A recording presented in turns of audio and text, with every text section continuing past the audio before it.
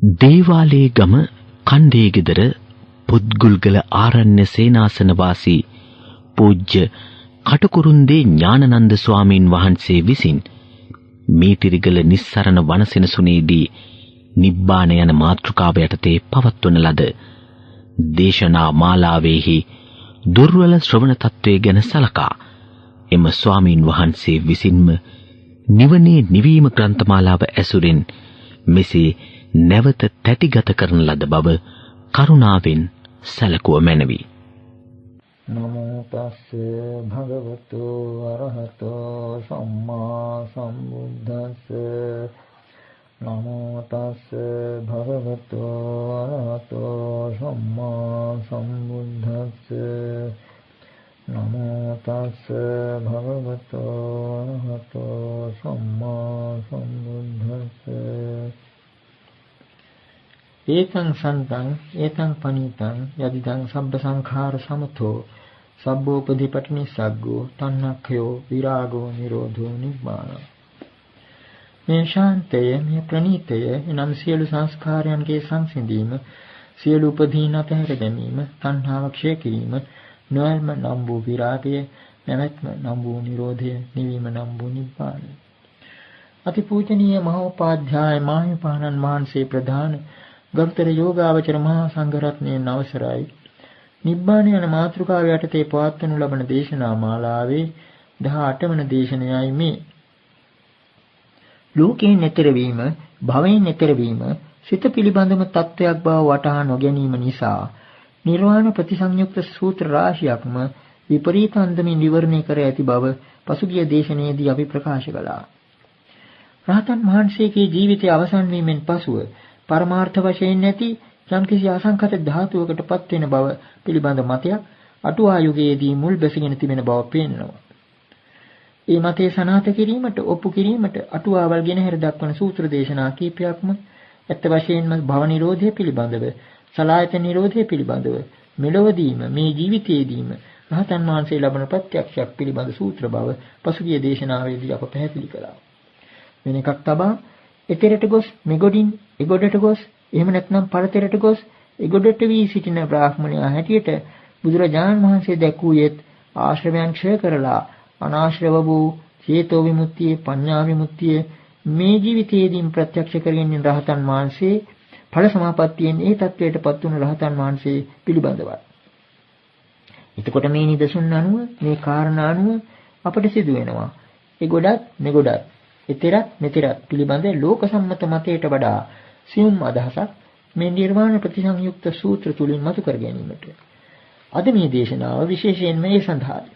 අපි කලිනුත් ප්‍රකාශ කළා මේ නිර්වාණය පිළිබඳව, ඒ ප්‍රශ්නය පිළිබඳව යම් කිසි විසඳුමක් බලාපොරොත්තු වෙනවා නම් ඒ විසඳුමේ ඊටාම සියුම් කොටසයි ඉදිරියට එන සූත්‍රවල තියෙන්නේ. පසුගිය දේශනය අවසාන වෙන විට අපි සුත්ත නිපාතයේ පරමට්ඨක සූත්‍රයේ අවසාන ගාථාවේ අවසාන පදේ වන පාරං ගතෝ න පච්චේති තාදී කියන පදේ විග්‍රහ කරමින් සිටියේ. තාදී පුද්ගලයා පරතරයට ගියේ නැවත නොඑන්ට බව ඒ ගාථා පදේ අනුව අපට තේරුම් කළා. ඒ කියන්නේ ස්ථිරසාර වූ හේව් කෙනෙක් වූ ඒ රහතන් වහන්සේ එගොඩට ගියේ ආපහු මෙගොඩට නොඑන්ට බව. අපි එහෙම ප්‍රකාශ කරාට මොකද? සුත්ත නිපාතයේම නාලක සූත්‍රයේ එක්තරා ගාථාවක පැරණන්ගේ නොයෙකුත් වාද විවාද වලට භාජනය වූ එක්තරා ගාථාවක මීට වඩා තරමක් වෙනස් අදහසක් ප්‍රකාශ වෙනවා. උච්චාවචාහි පටිපදා සමනේන පකාසිතා න පාරං දිගුණං යන්ති න ඉදං ඒක ගුණං උතං. ඒ ගාථාවේ අදහස ඉස්සෙල්ලා බලමු. උච්චාවචාහි පටිපදා සමනේන පකාසිතා. බුද්ධ ශ්‍රමණයන් වහන්සේ විසින් උත්කෘෂ්ඨ සහ හීන ප්‍රතිපදා ප්‍රකාශ කරලා තිබෙනවා. න පාරං දිගුණං යන්ති. ඒ කියන්නේ විමුක්ත පුද්ගලයෝ දෙවරක් පරතරට නොයන්. න ඉදං ඒක ගුණං මුතං. මේ එක්වරක් හැටියටද සලකනු නොලැබේ. මෙතන පරස්පර විරෝධී කියමනක් වගේ පේනින්නේ මේ අග දෙපදයෙන්. න පාරං දිගුණං යන්ති. ඉතිරට දෙවරක් නොයන් එක්වරක් වශයෙන්ද සලකනු නොලැබේ. මේ ගාථාවේ උච්චාවචා පටිපදා කියන පද දෙක අපි කෙටියෙන් සලකා ගත්තොත් උත්කෘෂ්ඨ හීන ප්‍රතිපදා කියලා ප්‍රකාශ කළේ ඒ පුද්ගලයාගේ ශක්තිය අනුව බුදුරජාණන් වහන්සේ ප්‍රතිපදාවේ විවිධ ප්‍රභේද දක්වලා තියෙනවා. දැන් නිදසුනක් හැටියට ගත්තොත් සුඛා පටිපදා කිප්පා භිඤ්ඤා කියලා ඉහළම ගණයේ උත්කෘෂ්ඨම ගණයේ පුද්ගලයන් ඊ타ත්ම පහසුවෙන් කෙලෙස් සමනය කරලා වහා වැටහීම් ඇති මාර්ගයකින් නිවනට කිට්ටු වෙනවා. ඊළඟට හීන ප්‍රතිපදාවට අපි නිදසුනක් හැටියට දැක්වුවොත් දුක්ඛා පටිපදා දන්ධා භිඤ්ඤා වශයෙන් ඊ타ත්ම දුකසේ කෙලෙස් ජයගෙන ඊ타ත්ම හැමින අවබෝධය ලබන පුද්ගලයන්ුත් නිවනට ලං වෙනවා. අන්න ඒකයි මේ පද දෙකේ අර්ථය. නමුත් අපිට මෙතන ගැටළු වශයෙන් තියෙන්නේ අග දෙපදයයි. න පාරං දිගුණං යන්ති න ඉදං ඒක ගුණං මුතං. අටුවාක මේ ගැටලුව විසඳන්න උත්සාහ කරන්නේ මෙහෙමයි. න පාරං දිගුණං යන්ති කියන එක තෝරන්නේ ඒක මග්ගේන දික්ඛත්තුම් නිබ්බාණං නයන්ති. ඒ කියන්නේ සෝවාන් සකදාගාමි අනාගාමි එක් මාර්ගයකින් එක්වරක්මයි යවෙන්නේ. දෙවරක් යන්නේ නැත කියන අදහසයි. කියන අදහසයි තුන්වෙනි පදයට අර්ථ හැටියට දෙන්නේ. ඒ කියන්නේ සෝවාන් සකදාගාමි අනාගාමි එක් මාර්ගයකින් එකවරක්මයි යවෙන්නේ. දෙවරක් යන්නේ නැත කියන අදහසයි තුන්වෙනි පදයට අර්ථ හැටියට දෙන්නේ. ඒ කියන්නේ න පාරං දිගුණං යන්ති කියන්නේ සෝවාන් සකදාගාමි ආදී එක් මාර්ගයකින් යන්නේ එක සැරේයි. එක මාර්ගයකින් දෙවරක් යන්නේ නැහැ. ඊළඟට න ඉදං ඒක ගුණං මුතං කියන එක තෝරන්නේ එක මාර්ගයකින්ම සියලුම කෙලෙස් නැති කරන්න බෑ. සියලුම කෙලෙස් නැති කරලා රහත් වෙන්න බෑ කියන අදහසයි.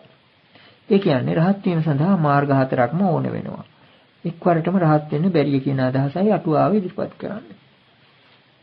නමුත් ඇත්ත වශයෙන්ම අපි මේ ගාථාව ගැන ගැඹුරින් සලකලා බැලුවොත් මෙතන දක්වලා තියෙන්නේ පරස්පර විරෝධී කියමනක් විදිහේ ප්‍රකාශයක්.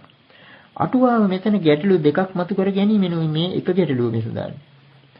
එකම ගැටලුවේ දෙපැත්තක් මේ ගාථා දෙපදයේ තියෙන්නේ. එකම ගැටලුවක දෙපැත්තක්. ඒ කියන්නේ න පාරං දිගුණං යන්ති දෙවරක් එගොඩට නොයේ. න ඉදං කියලා කිව්වේ මේ දෙවරක් නොයාමම.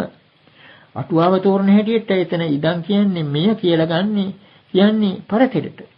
නමුත් මෙතන ගන්න තියෙන්නේ අර මුල් පදයෙන් කියන මුළු අදහසම. න ඉදං ඒක ගුණං මුතං. ඒ දෙවරක් නොයාමම එකවරක් හැටියටද ගණන් ගන්නේ නැත.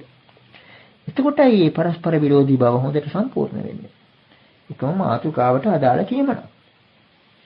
මේන්න එතකොට අපට තේරුම් ගන්න වෙන්නේ මේ ගාථාවෙන් කියවෙන්නේ සෝවාන් සකදාගාමි අනාගාමි යන සේක පුද්ගලයන් පිළිබඳව නොවේ. මේ ගාථාව ඇත්ත වශයෙන්ම රහතන් වහන්සේ තාදී පුද්ගලයා පිළිබඳවයි.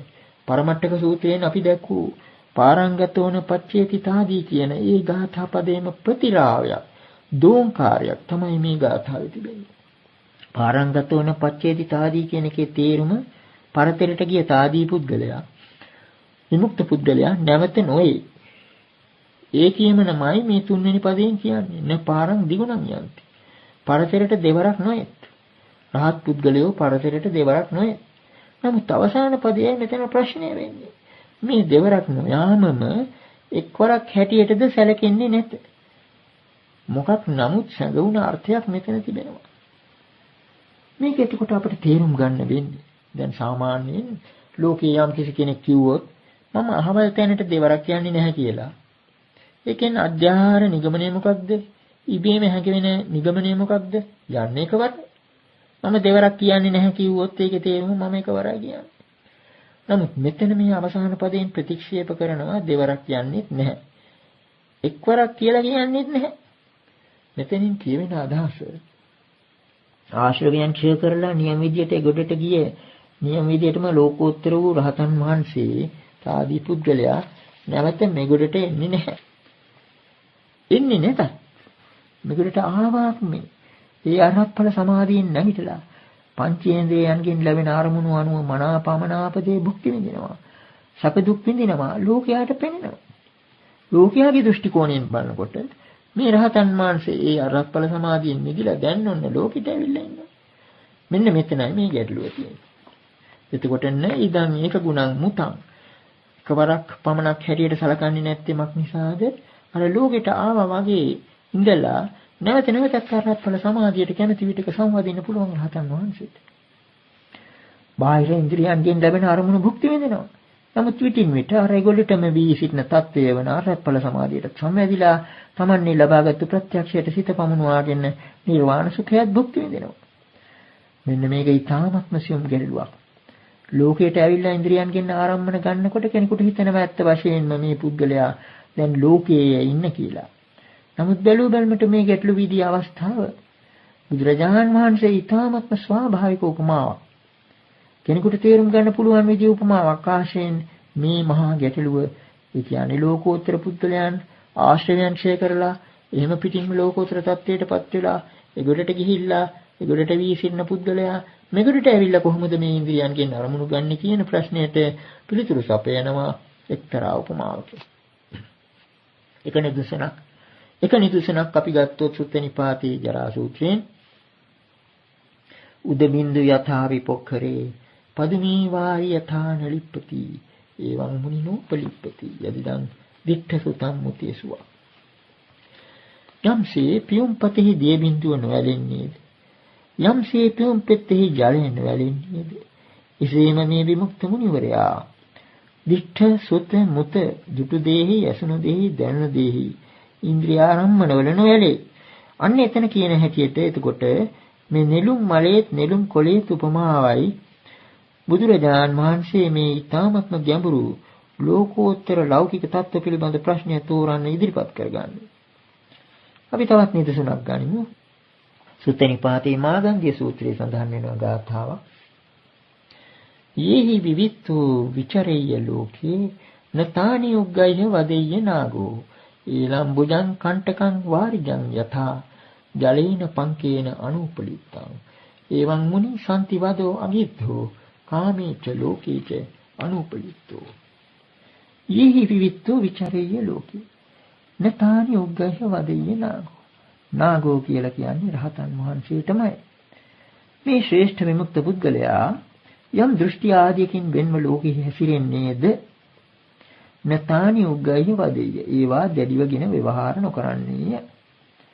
ඊලම්බුජං කණ්ඨකං වාරිජං යථා ජලේන පංකේනාන උපලිත්තං යම්සේ ජලයේ හටගත් කටු සහිත කටුවක් ඇති හෙළපියුම ජලයෙන්ද මඩින්ද නොකිලිටිව නොකැලල්ව පවතීද එවං මුනි සම්තිවදෝ අගිද්දෝ එසේම අධ්‍යාත්ම ශාන්තිය ප්‍රකාශ කරන කිදුණු වූ මුනිවරයා කාමේච ලෝකේච අනුපලිත්තෝ කාමේ ලෝකයේ නොඇලී වාසය කරයි. බුදුරජාණන් වහන්සේ චම්පානුවර ගග්ගරා පොකුණුතෙර වාසය කරන අවස්ථාව බාහුන ස්වාමින් වහන්සේ උන්වහන්සේගෙන් ඇසූ ප්‍රශ්නයකුත් ඊට බුදුරජාණන් වහන්සේ දුන්න පිළිතුරත් අංගුත්තර නිකායේ දසක නිපාතේ සඳහන් වෙනවා.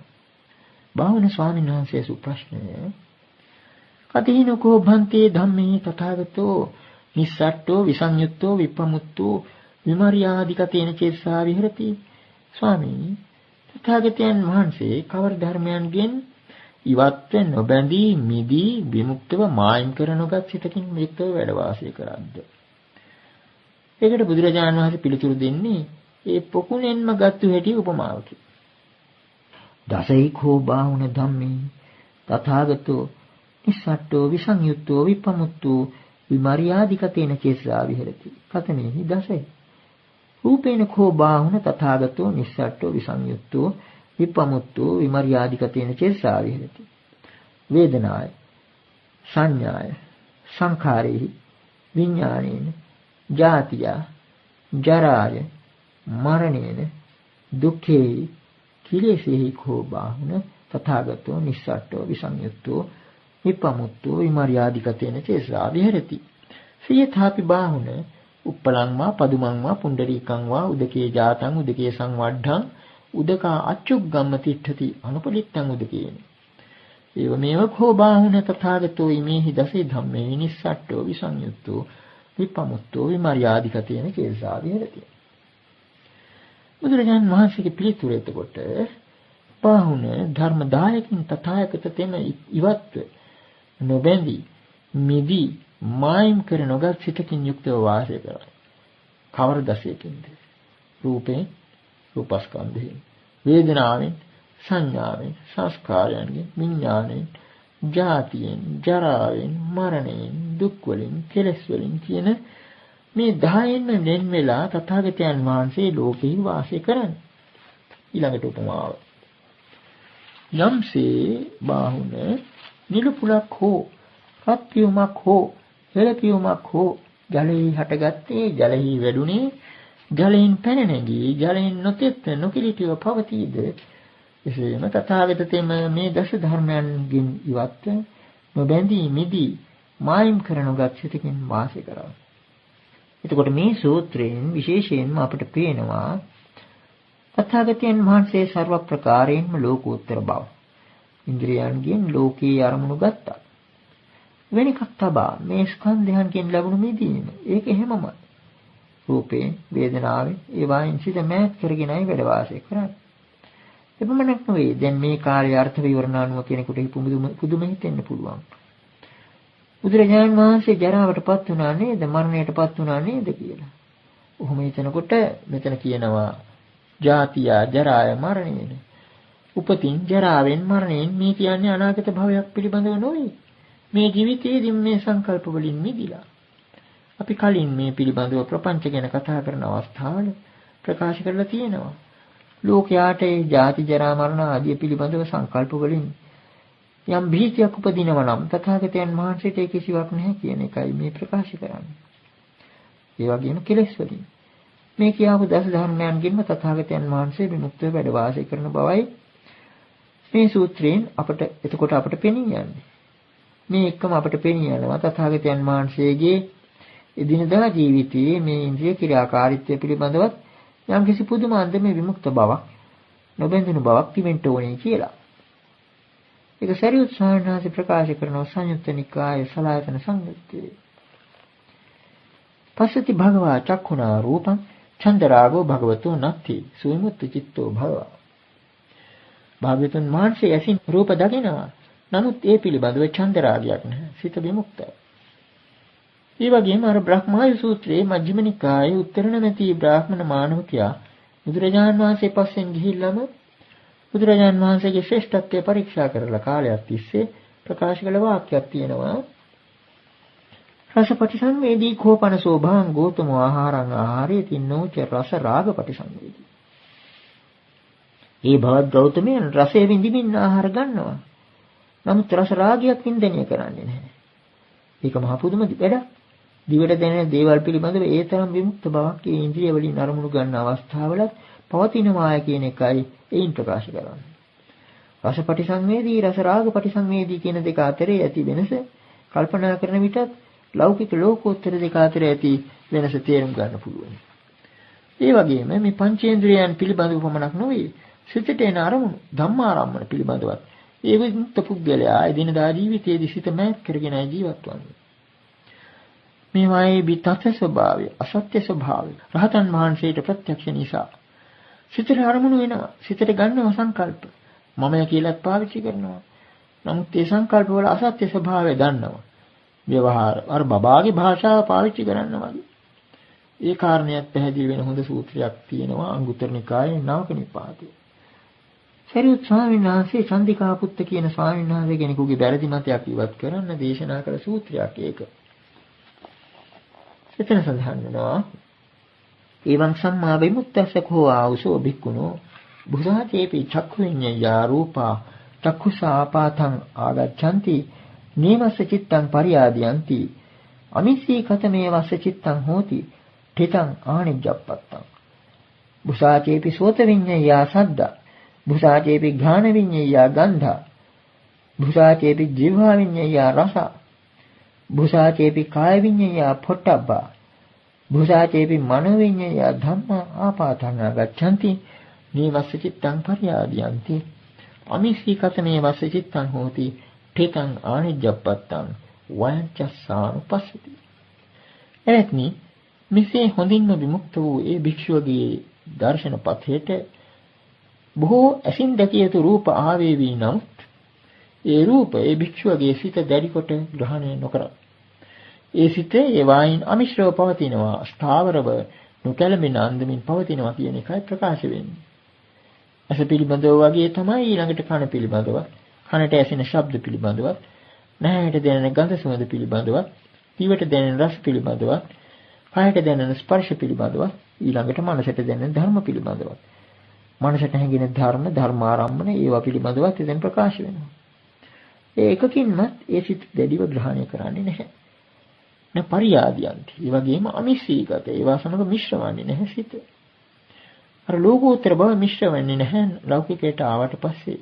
නෙළුම් කොළේ තිබෙන පිළිබිඳු වගේම තමයි. ඒ වගේම ඨිතං ආනිජ්ජප්පත්තං. ස්ථිරසාර ස්වභාවයයි කියන එක. එතකොට මේ සූත්‍රය හැම එකකින්ම අපිට පේනවා මේ විමුක්ත පුද්ගලයා පිළිබඳ සංකල්පය මෙතන තියෙන්නේ.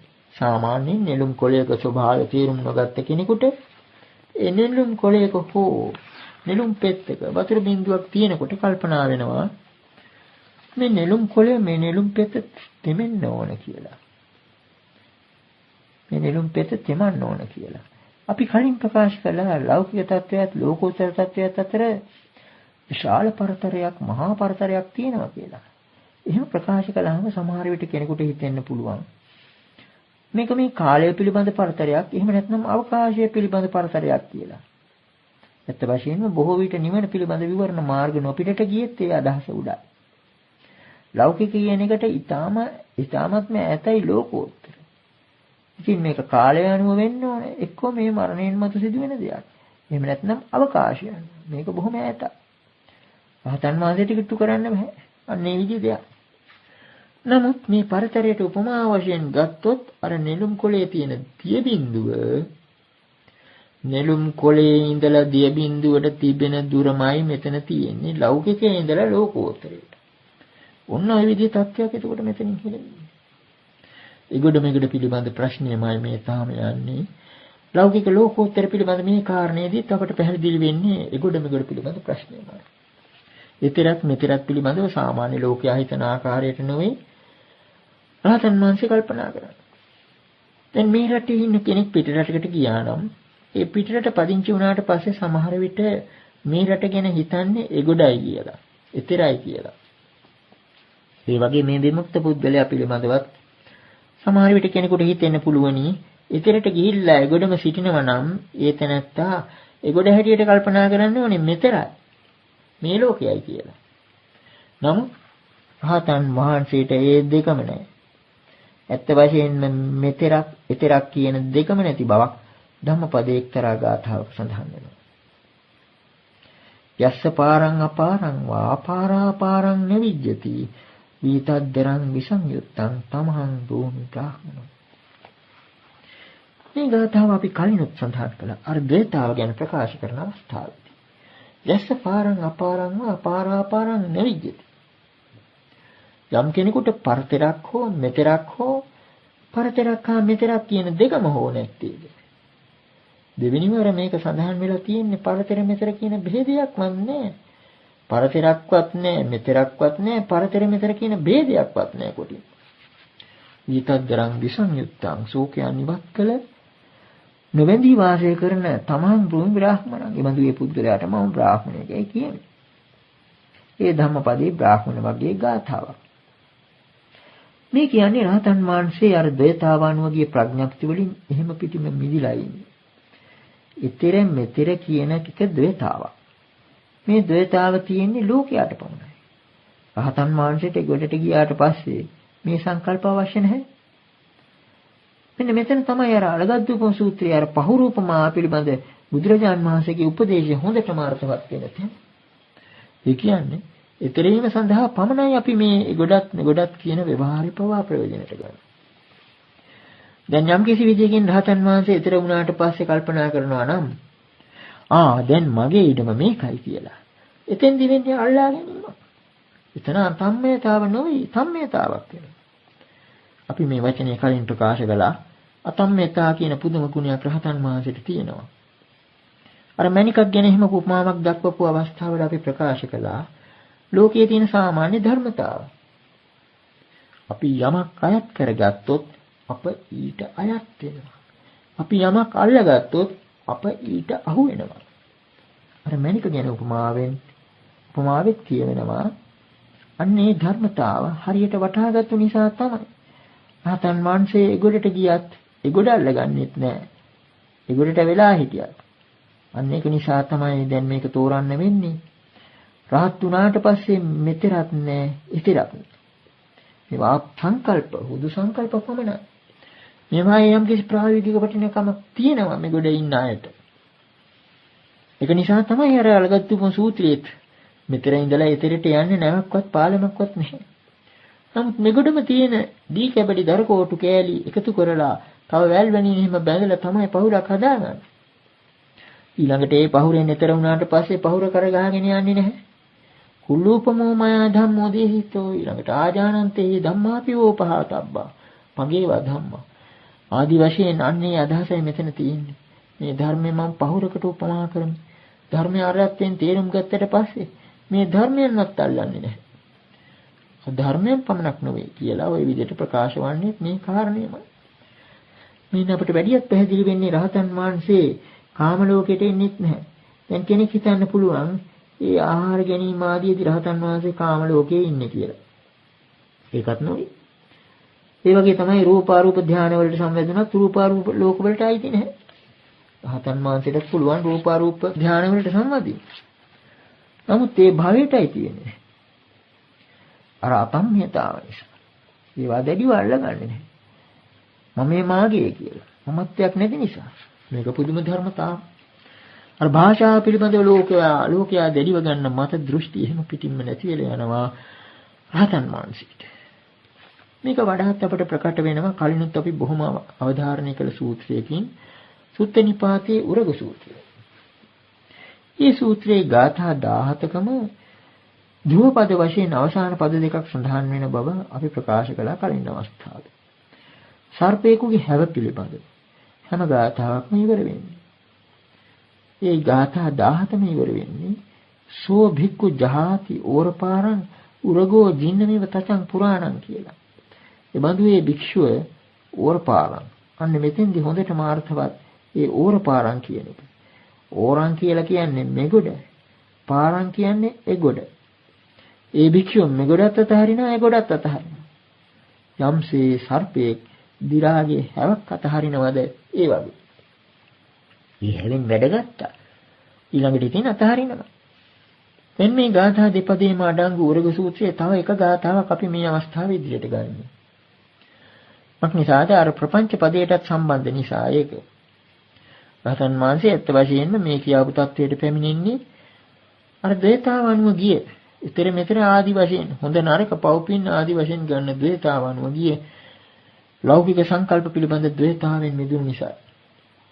ඒ වගේම සාපේක්ෂතාවෙන් මිදිලා දෙකක් හැටියට ගත්තා මේවායේ තියෙන සාපේක්ෂක බව.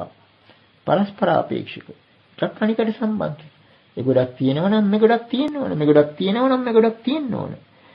ඔන්න ඒ විදිහේ සාපේක්ෂතාවක් තියෙනවා ද්වේතාව අනුව සාපේක්ෂතාව අනුව ගිය ඒ ලෞකික ප්‍රපංචයන්ගෙන් සංකල්පයන්ගෙන් මිදුණ බවයි මෙතෙක් ප්‍රකාශ කළ කරුණු වලින් පැහැදිලි වෙන්නේ.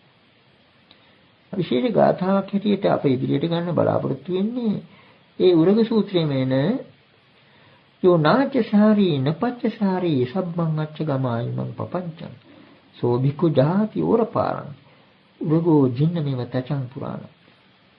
යමෙක් අතිධාවනය ද නොකරන්නේ වේද පසුබැස්මක් ද නොකරන්නේ වේද. ඒ කියන්නේ ඉස්සරහට දුවන්නේත් නැහැ පස්සට දුවන්නේත් නැහැ.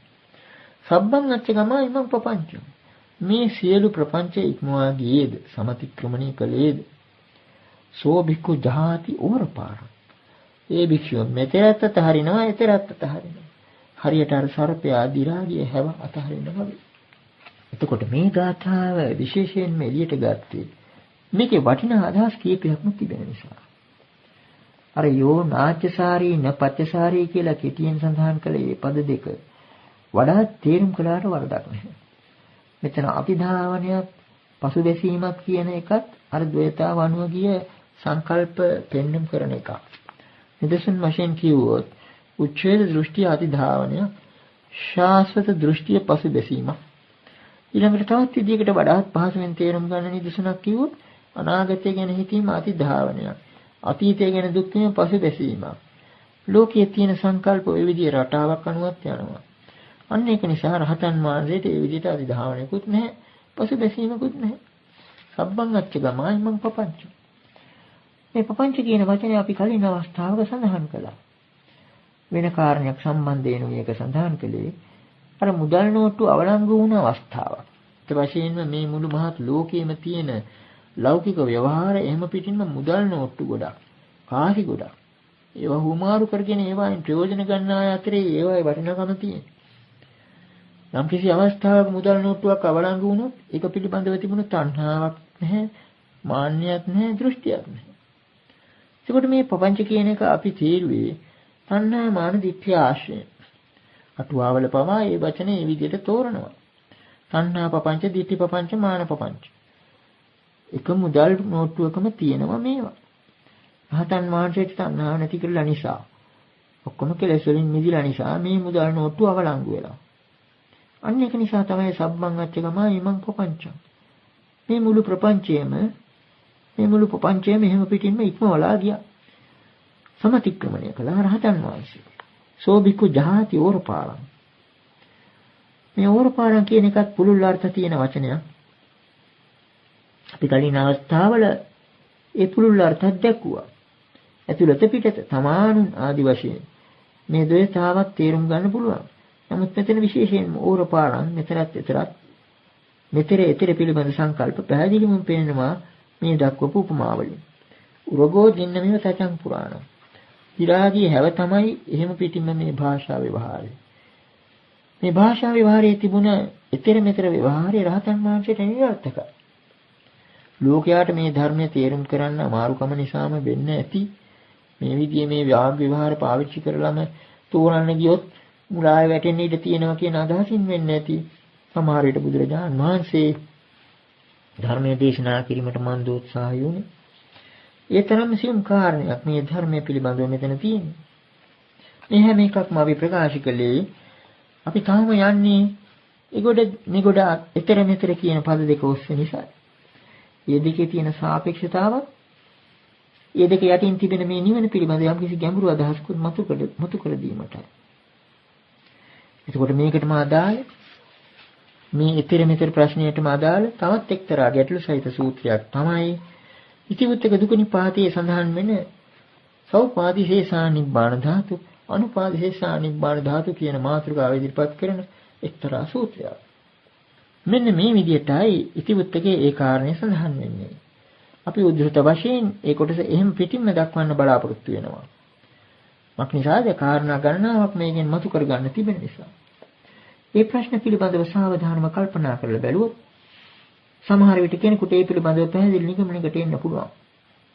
වුත්තං හේතං භගවතා වුත්තං අරහතාති මේ සුතං දීමා භික්ඛවේ නිබ්බාන ධාතුයෝ කතමාද්වේ සෞපාදිශේෂාච නිබ්බාන ධාතු අනුපාදිශේෂාච නිබ්බාන ධාතු කතමාච භික්ඛවේ සෞපාදිශේෂා නිබ්බාන ධාතු ඉද භික්ඛවේ භික්ඛු අරහං හෝති කීනාසෝ උසිතවා කතකරණියෝ මොහිත භාරෝ අනුප්පත්ත සදත්තෝ පරික්ඛීන භව සංයෝජනෝ සම්මදඤ්ඤා විමුක්තෝ තසතිත්තන්තේ පංචේන්ද්‍රයානි යේසං අවිඝාතත්තා මනාපමනාපං පච්චන භෝති සුඛ දුක්ඛං පටිසංවේදිති තසයෝ රාගක්ඛයෝ දෝසක්ඛයෝ මෝහක්ඛයෝ අයං උච්චති භික්ඛවේ සෞපාදිශේෂා නිබ්බාන ධාතු කතමාච භික්ඛවේ අනුපාදිශේෂා නිබ්බාන ධාතු ඉද භික්ඛවේ භික්ඛු අරහං හෝති කේනාසෝ උසිතවා කතකර්ණියෝ හිත භාරෝ අනුප්පත්ත සදත්තෝ පරික්ඛීන භව සංයෝජනෝ සම්මදඤ්ඤා විමුක්තෝ තස්ස ඉදේව සබ්බ වේදිතානි අනබිනන්දිතානි සීති භවිස්සanti අයං උච්චති භික්ඛවේ අනුපාදිශේෂා නිබ්බාන ධාතු ඒතමත්තං භගවාවෝච තත්තේතං ඉති උච්චති දුවේ ඉමා චක්ඛුමතා පකාසිතා නිබ්බාන ධාතු අනිසිතේන තානිනා ඒකාහි ධාතු ඉද දිට්ඨ ධම්මිකා සෞපාදිශේෂා භවනෙති සංඛයා අනුපාදිශේෂා පන සම්පරායිකා යම්හි නිරුද්ධಂತಿ භවානි සම්බසෝ යේ ඒත දඤ්ඤාය පදං අසංඛතං විමුක්ත චිත්තා භවනෙති සංඛයා තී ධම්මසාරාධිගමා khයේ රතා භාංසුති සබ්බ භවානි තාදිනෝ අයප්පි අත්ථෝ බුද්ධෝ භගවතා ඉති මේ සුතං මේ සම්පූර්ණ සූත්‍රයයි මේකේ අදහස ඉස්සෙල්ලා ප්‍රකාශ කරන්නට සිද්ධ වෙනවා බුත්තං හේතං භගවතා බුත්තං අරහතාති මේ සුතං ඉතිවත්තක සූත්‍ර සාමාන්‍යයෙන් ඉදිරිපත් කරන්නේ මේ ආකාරයටයි ඉතිවත්තක පාළිය මෙන්න මේ කාරණේ අරහත් වූ භාග්‍යතුන් වහන්සේ විසින් ප්‍රකාශ කරන ලද්දේයයි මා විසින් අසන ලදී. ද්වේමා භික්ඛවේ නිබ්බාන ධාතුයෝ. මහණෙනි, මේ නිබ්බාන ධාතු දෙකක් ඇත. සෞපාදිශේෂාච නිබ්බාන ධාතු, අනුපාදිශේෂාච නිබ්බාන ධාතු. සෞපාදිශේෂ නිබ්බාන ධාතුවයි අනුපාදිශේෂ නිබ්බාන ධාතුවයි. කතමාච භික්ඛවේ සෞපාදිශේෂා නිබ්බාන ධාතුව. කුමක්ද මහණෙනි සෞපාදිශේෂ නිබ්බාන ධාතුව? ඉද භික්ඛවේ භික්ඛු අරහං හෝති කීනාසවෝ උසිතවා කතකරණියෝ ඕහිත භාරෝ අනුප්පත්ත සදත්තෝ පරික්ඛේන භව සංයෝජනෝ සම්මදඤ්ඤා විමුක්තෝ. මෙහිලා මහණෙනි, යම් කිසි භික්ෂුවක් අරහත්ය සියලු ආශ්‍රවයන් ක්ෂය කරලයි භ්‍රමචර්යාව වැසීම කරලයි කල යුතු දේ කරනිමවා තිබෙනවායි පංචස්කන්ධ භාරය බහා තබලයි තමා බලාපොරොත්තු වන අර්ථයට පැමිණිලායි සියලු භව බැඳුම් ක්ෂය කරලයි නියම අඤ්ඤා විමුක්තිය ප්‍රත්‍යක්ෂ ඥාණයෙන් විමුක්තිය ලබාගෙනයි සිටින්නේ. තස්ස තිත්තං තේව පංචේන්ද්‍රියානි යේසං අවිඝාතත්තා මනාපමනාපං පච්චන භෝති සුඛ දුක්ඛං පටිසංවේදේති. මේ භික්ෂුවගේ මේ පංචේන්ද්‍රියයන් තවම තිබෙනවා. ඒවා විනාශ නොකර තිබෙන නිසා මනාපමනාපදී භුක්ති විඳිනවා. සබ දුක්ඛාදියත් විඳිනවා. තස්ස යෝ රාගක්ඛයෝ දෝසක්ඛයෝ මෝහක්ඛයෝ අයං උච්චති භික්ඛවේ සෞපාදිශේෂා නිබ්බාන ධාතු. එබඳු මේ භික්ෂුවගේ යම් රාග, ද්වේෂ, මෝහ ක්ෂය කිරීමක් වේද, අන්න එයටයි සෞපාදිශේෂ නිබ්බාන ධාතුවය කියන්නේ. කතමාජ භික්ඛවේ අනුපාදිශේෂා නිබ්බාන ධාතු. ඊළඟට බුදුරජාණන් වහන්සේ ප්‍රකාශ කරනවා. මොකක්ද මේ අනුපාදිශේෂ නිබ්බාන ධාතුව? එතෙන්දිත් අර කලින් කියාපු විදිහට මේ භික්ෂුවගේ අරහත්ත්වය සම්පූර්ණයි. ඒ කියන්නේ ඉදෙවිකේ වික්වරං හෝති කීනාසෝ විසිතවා කතකරණියෝ හිත බාරෝ අනුපස්සදත්තෝ පරික්ඛීන භව සංයෝජනෝ සම්මදඤ්ඤා විමුක්තෝ කියලා ඒ අර කලින් දක්වපු අරහත්ත්වය පිළිබඳ සම්පූර්ණ පාඨයෙන් මෙතනක් දක්වනවා අනුපාදිශේෂ නිබ්බාන ධාතුව පිළිබඳව. දක්වලා මෙන්න මෙච්චරයි එතකොට අනුපාදිශේෂ නිබ්බාන ධාතුවට ආවේනික කොටස හැටියට දක්වන්නේ. එක වාක්‍යය එතන බුදුරජාණන් වහන්සේ දක්වන්නේ. තස්ස ඉදේව සබ්බ වේදිතානි අනබිනන්දිතානි සීති භවිසanti. මහණෙනි, ඒ භික්ෂුවගේ වේදිතයෝ මෙහිදීම මෙලොවදීම සතුට නොවීම නිසා අභිනන්දනයක් සතුටක් ඇති කර නොගැනීම නිසා සීති භවිසanti සිසිල්වන්නා අනාගත කාලිකවයි තියෙන්නේ. අයං උච්චති භික්ඛවේ අනුපාදිශේෂා නිබ්බාන ධාතු. මෙන්න මේකයි මහණෙනි අනුපාදිශේෂ නිබ්බාන ධාතුව. අපි අර සාමාන්‍යයෙන් බලාපොරොත්තු වන විදිහේ අසංඛත ධාතු ලෝකයක් නොවේ. ඊරහද තාරකා නැති ලෝකයක් නොවේ. මේ වාක්‍ය විතරයි තියෙන්නේ. එහෙම ප්‍රකාශ කරලා ඊළඟට තත් හේතං ඉති උච්චති කියලා ඒකේම අදහස ඉදිරිපත් කරනවා ගාථාවලින්. දුවේහිමා චක්කුමතා පකාශිතා නිබ්බාන ධාතු අනිශ්චිතේන තාදිනා. ඒ තාදී ගුණ ඇති ඇලුම් බැඳුම් නැති ඒ බුදුරජාණන් වහන්සේ විසින් මෙන්න මේ නිර්වාණ ධාතු දෙක ප්‍රකාශ කරලා තියෙනවා. ඒකායි ධාතු ඉද දිට්ඨ සම්මිකා සෞපාදිශේෂා භවනිති සංඛය. මේ දෙක අතුරෙන් එකක් දිට්ඨ ධම්මිකයි. මේ ජීවිතය පිළිබඳව සෞපාදිශේෂා භවනිති සංඛය. ඒ සෞපාදිශේෂ නමින් හැඳින්වෙනවා. ඒ විශේෂ කාරණේ මොකක්ද? භවනිති සංඛය. භවනිති කියලා කියන්නේ තෘෂ්ණාව. තෘෂ්ණාව ගෙය කිරීම හා සම්බන්ධ වූ ඒ උපාදිශේෂ තත්වයයි සෞපාදිශේෂ නිබ්බාන ධාතුව. අනුපාදිශේෂාපන සම්පරායිකා යම්මි නිරුද්ධಂತಿ භවානි සබ්බසු. අනුපාදිශේෂ නිබ්බාන ධාතුව වනාහි සම්පරායිකය. සම්පරායික කියන්නේ මරණින් මතු කියන අදහසයි. විත්ත ධම්මික සම්පරායික කියන ওই වචන යෙදෙනවා මෙලොවත් පරලොවත් පිළිබඳව. ඒ තත්ත්වයේදී සියලුම භාව සර්ප ප්‍රකාරයෙන්ම නිරුද්ධ වෙනවා. ඒකයි අනුපාදිශේෂයේ විශේෂ ලක්ෂණය. යේ ඒතදඤ්ඤාය පදං අසංඛතං විමුක්ත චිත්තා භවනිති සංඛයා.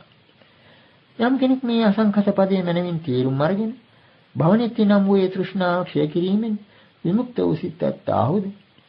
තේ ධම්මසාරාදිගම කය රතා. ඔහු ධම්මසාර නමින් හැඳින්වෙන්නේ අකුප්පා චේතෝ විමුක්තියයි. අරහත් සමාධියයි. අපි මේ ගැන කලින් ප්‍රකාශ කරලා තියෙනවා. ඒකටමයි ධම්මසාරය කියලා කියන්නේ. ධර්මයේ විමුක්තිසාරයි කියලා කියන්නේ මේ මුළු මහත් ධර්මයේ සාරයම ඒකයි. ඒ රහතන් වහන්සේලා ධම්මසාර නම් වූ අකුප්පා චේතෝමුක්තිය ලබාගෙන කයේ රත. මෙතන මේ ක්ෂය කිරීමක් ගැන කියනවා. ක්ෂය කියන වචනේ නිකම් තියෙනකොට කොනෙකුත් අර්ථ දෙන්න පුළුවන්. නමුත් මෙතන විශේෂයෙන්ම කියවෙන්නේ වේදනාක්ෂයයි. අපි ඒකට හේතුව පසුව දක්වනවා. මෙතන ගතියුත්තේ වේදනාවන්ගේ ක්ෂය කිරීම. කයේ රත. වේදනාවන්ගේ ක්ෂය කිරීම පිළිබඳව ඇල්ම ඇත්තාහු පහන්සුතේ සබ්බ භවානි තාදිනවා.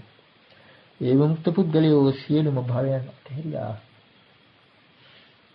දැන් එතකොට මේ සූත්‍රයෙන් පැන නගින ගැටලු එකින් එක අරගෙන අපිට ටිකක් විස්තර කරන්න සිද්ධ වෙනවා. පළමුවෙන්ම අපි මේ ditta ධම්මික සම්ප්‍රාය කියන පද දෙකයි ඉස්සරහට ගන්නවා. මේ පද දෙක නිසා තමයි මහා අවුල් ජාලයක් ඇති වෙලා තියෙන්නේ. ditta ධම්මික කියන එක අටුවාවේ සාමාන්‍යයෙන් තෝරන්නේ ඉමස්මින් අත්භාවයේ භව වර්තමාන. මේ ආත්ම භාවයට අදාළ වර්තමාන කියන එක. ඒක හරි.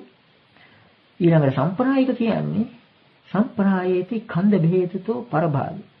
රහතන් වහන්සේගේ පංචස්කන්ධය බිඳිලා ගියාට පස්සේ මරණින් මතු කියන අදහසයි එතන. ditta ධම්මික සම්ප්‍රාය කියන පද දෙක මේ විදිහට තේරුම් ගත්තොත් අපිට මේ සූත්‍රය තෝරන්න වෙන්නේ රහතන් වහන්සේ මෙලොවදී නිවනේ කොටසක් ලබනවා, පරලොවදී මරණින් මතු තව කොටසක් ලබනවා. එහෙම හිතන්නත් පුළුවන්. නමුත් හැමතැනම වගේ මේ ධර්මය ගැන කියනකොට මේ ධර්මයේ විශේෂත්වය බුදුරජාණන් වහන්සේගේ ධර්මයේ විශේෂත්වය අන්නේ ලබ්ධිකයන් පවා මේ ධර්මයේ වැළඳගත්තට පස්සේ ඒක ප්‍රකාශ කරනවා. දිත්තේ ධම්මේ කියන වචනයට සම්බන්ධයි. එහෙමත් නැත්නම් සම්දිට්ඨිකං අකාලිකං ධර්ම ගුණ කියන තැන් වල දැක්වෙන සම්දිට්ඨිකයි. ඒ කියන්නේ මේ නිර්වාණ ධර්මය. මේ ශාසනීය පරමාර්ථය මෙලොවදීම මේ ජීවිතය තුළදීම කල්නයාම සම්පූර්ණයෙන්ම අංග සම්පූර්ණ වශයෙන් ප්‍රත්‍යක්ෂ කර ගන්න පුළුවන්. මේක කොටසක් දැන් අනික් කොටස පසුව නොවේ. එහෙම දෙයක් මේ සම්දිට්ඨික කාලික දිත්තේ ධම්මේ ආදී පදවලින් දැක්වෙන්නේ. එහෙම නැත්නම් මේ සූත්‍රය ඊට විරුද්ධව යනවාද කියන එකයි ඊළඟට ගැටලුව. මෙතන මේ කියන දිත්ත ධම්ම සම්ප්‍රායික කියන එක මොකක්ද? මේක තෝරගන්නේ කොහොමද? කර්මය පිළිබඳව කතා කරනකොට නම් මේ වචන දෙක බොහොම ලේසියෙන් තේරුම් ගන්න පුළුවන්. දිත්ත ධම්ම වේදනීය කම්ම කියලා කියන්නේ මේ ජීවිතයේදී මේ වාය විපාක විඳින්න වෙන සමහර කර්මවල. සම්ප්‍රායික කියන එකත් ඉතින් සම්ප්‍රායේච දුක්ගති කිව්වොත් කියන්නේ මරණයෙන් මතු දුගතියට යනවා කියන එකයි. කර්මයේ පිළිබඳව නම් මේ කාරණේ හරි. ඒ කියන්නේ මෙලොව විඳින දේත් පරලොව මරණයෙන් මතු විඳින දේත්. නමුත් නිවන් සුව පිළිබඳවත් ඒ වගේ එකක් කියන්න පුළුවන්. රහතන් වහන්සේලා නිවන් සුවය මෙහෙත් කොටසක් විඳිනවා පරලොවත් විඳිනවා කියලා. දැන් මේක තව ටිකක් මතු කරගන්න මෙතන මේ දිට්ඨ ධම්මික සම්ප්‍රාය කියන පද දෙකක් එක්කම සම්බන්ධ වෙච්ච සෞපාදේශ අනුපාදේශ කියන පද දෙකක් මෙතෙන්ට කිට්ටු කරගන්න සිද්ධ වෙනවා. ඒකම තවත් මතක තබා ගත යුතු කාරණයක් තමයි භව නිරෝධෝ නිබ්බාණං කියලා නිවන හඳුන්වපු බව අපි කලින් අවස්ථාවල ප්‍රකාශ කළා. එතකොට නිවන කියන්නේ භව නිරෝධය නම් රහතන් වහන්සේගේ මරණින් මත්තේ විඳින්න දෙයක් ඉතුරු වෙන්නේ නැහැ. භව නිරෝධය පිළිබඳ ප්‍රත්‍යක්ෂයමයි නිවන කියන්නේ. එතකොට රහතන් වහන්සේගේ මරණින් මත්තේ මොකක්වත් නැහැ. ශරීරයක් තිබුණා නැති වුණා එච්චර. ඒකට මේ කාරණේ තේරුම් ගැනීමට නිබ්බාන කියන පදයේ මූලිකාර්ථය ඉදිරියට ගන්න සිද්ධ වෙනවා. නිබ්බාන කියලා කියන්නේ ප්‍රකාශ කළා අර වාණ සංකාත තණ්හා කතාවල් මොකක්වත් නැහැ. නිවීමයි. නිබ්බාන කියන්නේ නිවීමයි. එතකොට මේ නිවීම කියන අර්ථය ඉදිරියට ගත්තොත් මේ සූත්‍රයේ තිබෙන මහා ගැටලුව විසඳ ගන්න පුළුවන්. මහා ගින්නක් දැල්වෙමින් තිබුණ තැනකට අමුතුවෙන් දරාදිය දැම්මේ නැත්නම් ඒ ගින්නේ අර ගිනි දැල් එහෙම සංසිඳිලා අර කලින් දැල්වෙන දර කොටන් පමණක් නිවෙමින් පවතිනවා. ගිනි අඟුරු හැටියට නිවෙමින් පවතිනවා. ඒකයි සාමාන්‍ය ධර්මතාව. මේක අපේම උපමාවක් නෙවෙයි. අංගුත්තර නිකාය චක්කනිපාතේ නාග සූත්‍රයේ බුදුරජාණන් වහන්සේ ඇතිකුට උපමා කරපු ගාථා මාලාවක් තියෙනවා. ඒ ගාථාම උදායි තේ ගාථාවෙත් සඳහන් වෙනවා. අන්න ඒ අතරේ තියෙන එක්තරා වටිනා ගාථාවක් අපි මේ අවස්ථාවේ ඉදිරියට ගනිමු. මහා ගිනිපජ්ජලිතෝ අනාහාරෝපසම්මති අංගාරේසු ච සන්තේසු නිබ්බතෝති පෞච්චති. මහා ගින්නක් දැල්වෙමින් තිබිලා ආහාර නොලබා දර නොලබා සංසිඳෙනවා. අංගාරේසු ච සන්තේසු. ගිනි අඟුරු ඇති කල්හිම නිබ්බුතෝති පෞච්චති. නියුනේ යන ව්‍යවහාරය දෙනවා. නියුනේයි කියන්නේ. අපි මේ විදිහට මේ ගාථාව තේරුවට මොකද? මේ ගාථාවේ තියෙන පාඨාන්තර තරගයක්. අපි කිව්වා ගැඹුරු සූත්‍ර කොටස් පිළිබඳව තව අමතර ප්‍රශ්නයකුත් විසඳන්න සිද්ධ වෙනවා කියලා. මේ වගේ නිරුක්ති සොයන්නත් සිද්ධ වෙනවා. ඒ වගේ මෙතන කියවෙන තුන්වෙනි පදයේ පිළිබඳ පාඨාන්තර නොපැහැදිලිකමක් තියෙනවා. ඒ කියන්නේ සමහර සංස්කරණවල අපි මේ අංගාරේසු ච සන්තේසු කිව්ව වෙනුවට සමහර ඒවායි තියෙන්නේ සංඛාරේසු උපසන්තේසු කියලා. බොහොම සංස්කරණවල ඇත්ත වශයෙන් මේ පාඨාන්තර තරඟෙන් ජයගෙන තිබෙන හැටියට පේන්නේ අර සංඛාරේසු උපසන්තේසු කියන එකයි. ඒකේ වෙනම අර්ථයක්. එහෙම පිටින්ම වෙනස් අර්ථයක්. එහෙම ගත්තොත් අපිට මේ ගාථාව තෝරන්න වෙන්නේ මහා ගින්නක් දැල්වෙමින් තිබිලා දරනු ලබා නිවි යනවා. සංස්කාරයන් සංසිඳුණු කල්ලි නිවුණේයි කියනවා කියලා. දැන් මේ ටිකක් කල්පනා කරනකොට පේනවා අර මුල් පද දෙකේ කියාපු උපමාවට ගැලපෙනවද මේ සංස්කාර කතාවක් මෙතනට කිට්ටු කිරීම කියලා. මේ විදිහේ පාඨාන්තර දෝෂ ඇතිවීම ස්වාභාවිකයි. පුස්කොළ පොත් ලිවීමේදී ලේඛ්‍ය දෝෂත් ඇති වෙනවා. ඒ කියන්නේ එක්කෙනෙක් ලියාපු අකුරු වැරදියට කියවීමෙන් නොයෙක් විදිහේ පාඨාන්තර සම්මිශ්‍රණතාවල් ඇති වෙනවා. ඒ වගේම සමහර අවස්ථාවල පුස්කොළ පොත් ලියනකොට වෙන කෙනෙක් කියවනවනේ. ඒ කියවන එක්කෙනා කියන දේ අහන එක්කෙනා වෙන අදහසකින් ඇහුවොත් ඔන්න එතනත් පටලැවිලා. මේක එහෙම එකක් වෙන්නත් ඉඩ තියෙනවා. දැන් ශබ්ද වශයෙන් බැලුවොත් අංගාරේසු ච සන්තේසු කියන එක සංඛාරේසු උපසන්තේසු වගේ. අන්න එහෙම වුණ පටලැවිල්ලක්ද දන්නේ නැහැ. කොයි හැටි හෝ ඒවා අපිට මෙතන අර්ථාන්විත හැටියට ගන්න වෙන්නේ මෙන්න මේ අංගාරේසු ච සන්තේසු කියන පාඨය. ඒ පාඨය අරගෙනයි අපි ඉදිරියට මේ විග්‍රහය කරන්න බලාපොරොත්තු වෙන්නේ. අංගාරේසු ච සන්තේසු නිබ්බුතෝති පෞච්චති. එතකොට ගිනි අඟුරු තිබුණත් ඒ ගින්න නිවුණයි කියලායි කියන්නේ. අර මහ ගින්නක් දැල්වෙමින්නේ තිබුණේ. එතකොට ගිනි අඟුරු තිබුණාට ඒක නිවුණයි කියලා කියන්න පුළුවන්. මක් නිසාද? 아무තුවෙන් දර එකතු වීමක් නැහැ. ගිනි දැල් නැගීමක් නැහැ. ඒකට සාමාන්‍යයෙන් එකට නිවුණයි කියලා කිව්වට වරදක් නැහැ. දැන් මේ සූත්‍රයේ ප්‍රකාශ කරන අදහස් ඔන්න මතු කරගන්න පුළුවන්. සෞපාදේශ නිම්හාන ධාතුව පිළිබඳව ප්‍රකාශ වුණා. අර කියාපු අරහත්ත්වය අතින් සම්පූර්ණ වූ ඒ භික්ෂුවගේ තස්ස තිත්තන්තේ උපංචින්ද්‍රියානි යේසං අවිඝාතත්තා මනාපාමනාපං පච්චන බෝධි සුඛ දුක්ඛං පටිසංවේදේති කියලා. ඒ භික්ෂුවගේ පංචේන්ද්‍රියන් තාම තිබෙනවා. තිත්තන්ති ඒව. කියන්නේ තාමත් තිබෙනවා. ඉතිරි වෙලා තියෙනවා. හරියට අර දර කොටන් තාම දැල් වෙනවා වගේ. යේසං අවිඝාතත්තා ඒව තාම අලුුනේ නැති නිසා.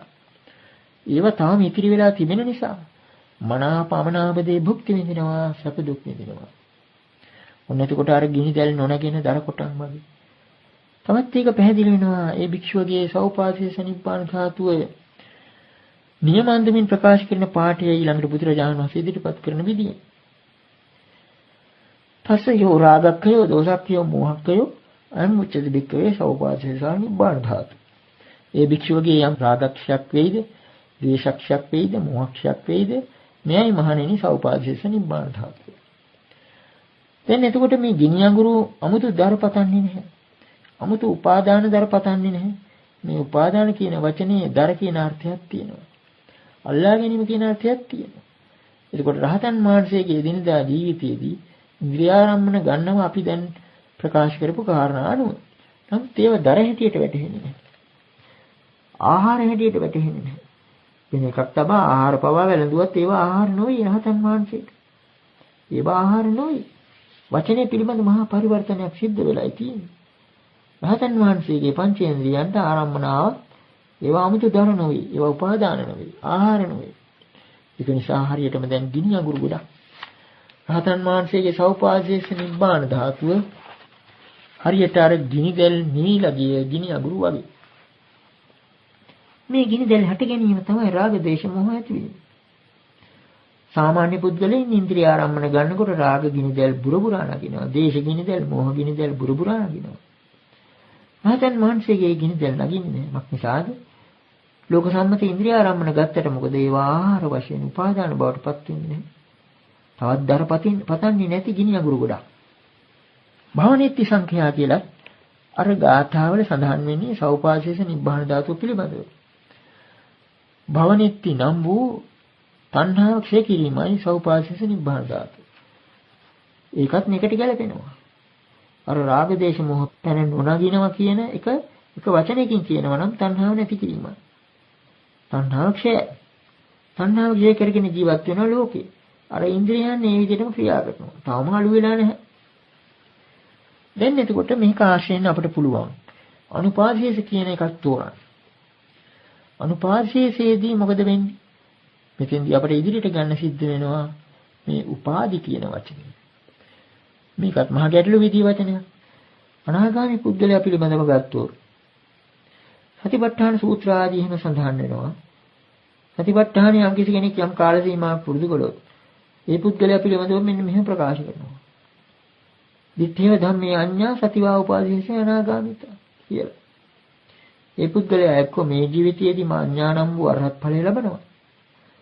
එහෙම නැත්නම් සතිවා උපාදීසේසි තවත් මොකක් නමුත් උපාදි කියන එක මොකක් නමුත් අල්ලගත්තු දෙයක් ඉතිරිව තිබෙනවා. තවත් මොකක් නමුත් අල්ලගත්තු දෙයක් ඉතිරිව තිබෙනවා අනාගාමී වෙනවා. එතන නම් උපාදි කියන එක උපාදාන කියන වචනයට ඉතාමත් ළඟයි. නමුත් මෙතනදී සෞපාදීස අනුපාදීස පිළිබඳ ප්‍රශ්නයේදී රහතන් වහන්සේට කිසිසේත් උපාදානයක් නැහැ. ඒ මොකද කලින් අපි දැක්ක සෞපාදීස නිබ්බාන ධාතුවත් අනුපාදීස නිබ්බාන ධාතුවත් දෙකම විග්‍රහ කරන්නට කලින් බුදුරජාණන් වහන්සේ දක්වන පාඨයෙන් රහතන් වහන්සේගේ සම්පූර්ණ ප්‍රත්‍යක්ෂ ප්‍රකාශ වෙනවා. සම්මදඤ්ඤා විමුක්තෝ කියලා තියෙනවා. එහෙම පිටින්ම අඥාවත් එතන තියෙනවා. අරහත් ප්‍රතිලාභයත් ලබාගෙන උපාදානයක් කොහෙත්ම නැහැ.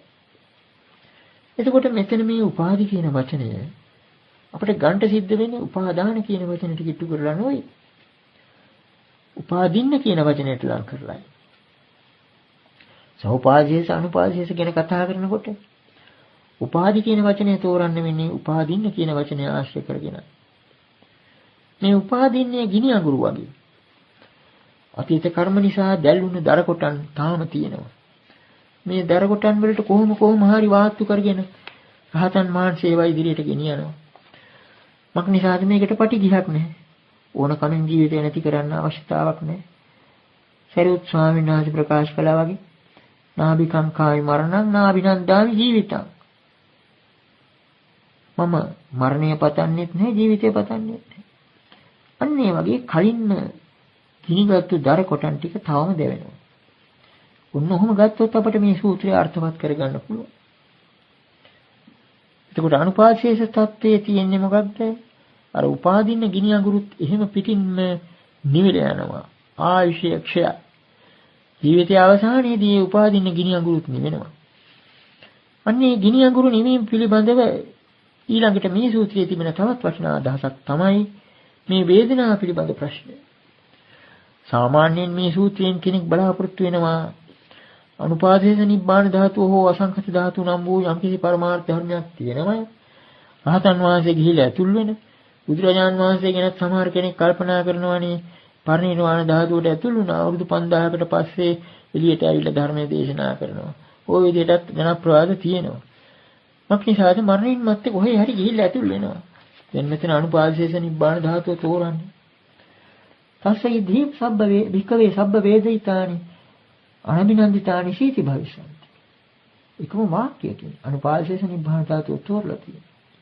ඉදේව මෙහිදී මෙලවදීම ඉදේව මෙහිදීම කියන එකෙන් තේරෙනවා මේ ජීවිතයේදී මරණයට කලින් සබ්බ වේදිතානි සියලුම වේදිතයෝ අනබිනන්දිතානි ඒවා පිළිබඳ සතුට වීමක් නැති නිසා සීති භවිෂන්ති සිසිල් වන්නවා. එතකොට වේදිතෙන්ගේ සිසිල් වීමයි මේ අනුපාදේශ නිබ්බාන ධාතුව. මරණයට කලින් කෙරෙන එකක් ඒක. ඒ කියන්නේ කලින් ප්‍රකාශ කළ අදහසමයි. මායාව උදුරා ගන්නට එනකොට අතහරිනවා. මායාව උදුරා ගන්න ඉන්නේ බරපතල ශාරීරික දුකකුත් දීලා. මරණ වේදනාව කාටවත් හිතා ගන්න බැරි තරම් කවුරුත් බය වෙන විදිහේ වේදනාවක්.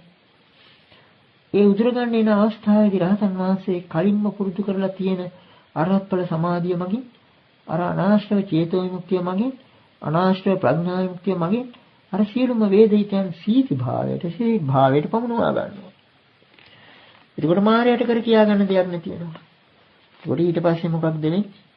මේ ශරීරය අතහැරියට පස්සේ හරියට වෙන කෙනෙකුගේ ශරීරයක් ආදාහනය කරන්න වගේ ආදාහනය කරගන්න උනත් පුළුවන්. දබ්බමල්ල පුත රහතන් වහන්සේ වගේ. සමහර රහතන් වහන්සේලා ආසට පැන නැගිලා තේජෝ ධාතු සමාපත්තියට සමවැදිලා අලුවත් ඉතිරි වෙන්නේ නැති අන්දමට තමන්ගේ ශරීරය දබාගත්ත කියලා සඳහන් වෙනවා. ඒකට කෙනෙකුට හිතෙන්න පුළුවන් ඇයි මෙහෙම ගිනි තියාගත්තාම වේදනාවක් දැනෙන්නේ නැද්ද කියලා. මේ වේදනාව නැති කරගත්තේ ඔන්න ඔය අරහත බල සමාධියෙන්. එතන සඳහන් වෙන්නේ තීජෝ ධානය පිළිබඳ. නමුත් ඇත්ත වශයෙන්ම කාරණය මොකක්ද? මායя උදුරා ගන්න කලින් මේ ශරීරය අතහරිනවා. අතහැරලා වෙන අයට කරදර වෙන්න ඉඩ නොදී තමන්ම ආදාහනය කරගන්නවා. එහෙම පිටින්ම මායයට තේරුම් ගන්න බැරි විදිහේ විසඳුමක් බුදුරජාණන් වහන්සේ ඉදිරිපත් කළා. ශ්‍රද්ධාවන්ත පින්වතුනි, මෙම දෙසුම් පෙළ නොමිලයේ පින්වතුන් අතරටපත් කිරීම අපගේ මූලික බලාපොරොත්තුවයි. පින්වතුනි, මෙම දෙසුම් පෙළට සවන් දීමෙන් පසු නොමිලයේ වැඩි පිරිසකට ශ්‍රවණය කිරීමට අවස්ථාව සලසා දීමෙන් ධර්ම දානමය කුසල් රැස් කර ගන්නා මෙන් ශාසනාලයෙන් ඉල්ලා සිටිමු. ඔබ සැමට තෙරුවන් සරණයි.